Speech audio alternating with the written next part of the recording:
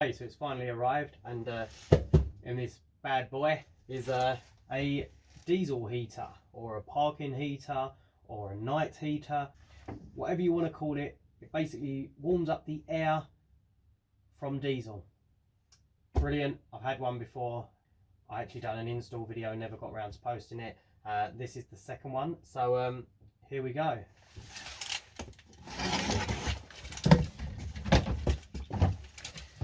I'll put a link to the seller in the description, and obviously that will get you everything that's in this box. A lot of sellers change what's in their box for different rates. I think this was about £89. I paid more than that for my previous one. They've just all dropped down in price for some reason. However, this has got a few more features in comparison to my original one.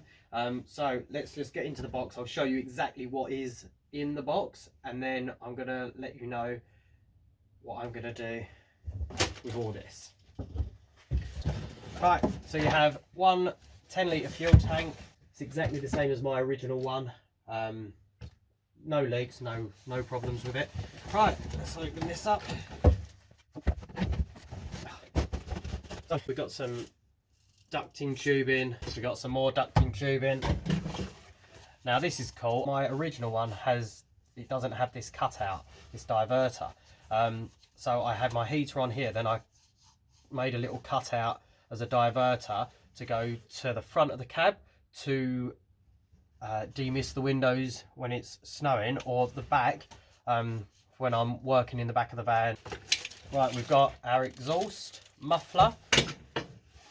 Keen-eyed viewers will also notice I bought a separate muffler, so we'll get to that in a bit.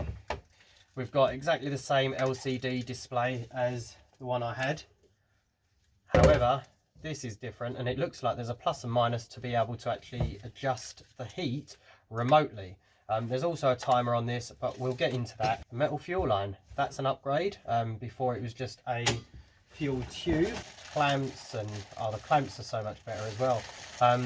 An upgraded air filter for the air inlet, that's much better than the one before. A mounting plate, some fuel line air inlet ducting that goes on the air filter. Couple of little fancy bits and pieces. They all turn independently of each other once you've fixed them in place, and that is the wiring. Oh look, we have got some better fuel tubing. So that's that box out of the way.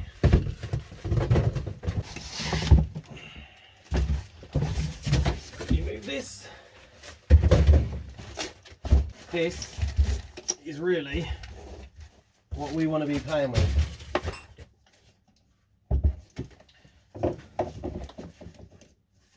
Now this is the heater, this is the outlet, this is the inlet. You have an air inlet and an exhaust. So this will go onto here, be bolted down. You then drill your holes through the bottom of the van or the cab or wherever you're fitting this. That then gets screwed into the floor. I'd advise to put some sealant around here. That's your exhaust. And that is your air inlet. So your air filter goes onto there like that, and your muffler goes onto this there. Because I paid extra for this. Again, this link will be in the description for this seller. As you can see there, this gives you much longer exhaust pipe. So in case you haven't noticed yet, the idea of all the copper pipe is to wrap it around the exhaust, and hopefully with the heat that the exhaust is generating, I can warm up some water, so I can actually wash my hands, wash up bits and pieces on the van, on site. So naturally you're going to need your battery. I'm using a 12-volt battery because this is the 12-volt system. Let's just quickly wire this all up. So there we have it. That will only clip in one way. This is your ground. Follow this wire all the way down. You'll have your positive, which obviously is your red, and it's fused. This takes a 20 amp fuse.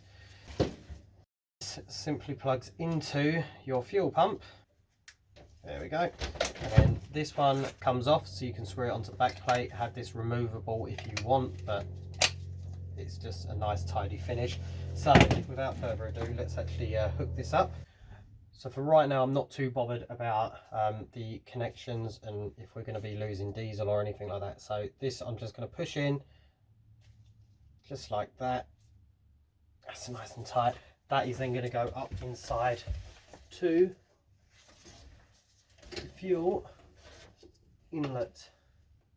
The earth strap would normally go straight to the earth of the vehicle, so you'd actually bolt it to this part on the mount. However, because I'm doing it in here, it's not long enough to reach the battery on the floor. What I'm going to do is just cut this, just dip it in the tank. As the heater starts to warm up, the diesel will be pumped through the pump and then inserted into this. You may need to prime it a few times. There is a way to actually overcome this problem, and you can purge the pump to pump some diesel into the heater itself.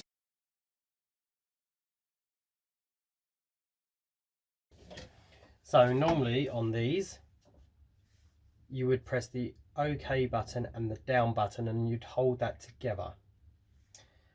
Now, if you do that on this, it leads you onto the clock setting. So if you press OK and down and you press and hold it for 3 seconds and it doesn't bring the pump on, it will say H on or off. If it then starts to pump the pump, you're okay. But if you have this style, just go back. There we go. And what you want to do is press this up arrow and the down arrow together, and then you'll hear the pump purging. So press it and hold it. There we go. You have to press it and hold it for the pump to then pump the fuel through. I don't know if you can see this, the diesel is being pumped through.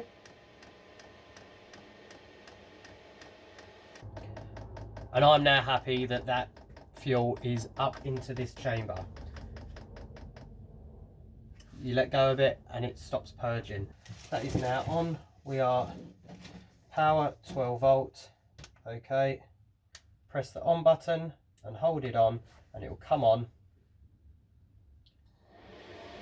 Again, the fan will kick in. It will heat the glow plug up.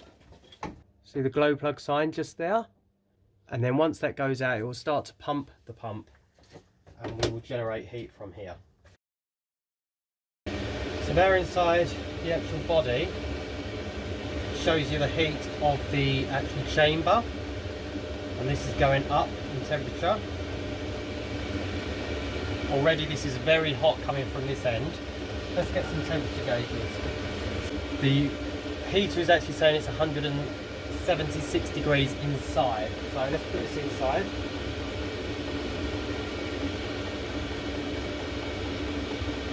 Oh, it's bloody hot. The air temperature directly in front is 130 degrees.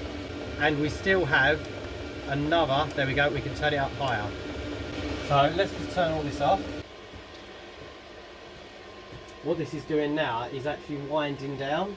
So the fan is on to circulate the air to get that heat out of there, so it then doesn't become a risk of, you know, fire. If that is inside without an airflow, this plastic surround will get very, very hot, potentially melt, and if that touches the casing, could actually be quite dangerous. Right, there we go. Let's just cut the power to the motor, and now it's winding down.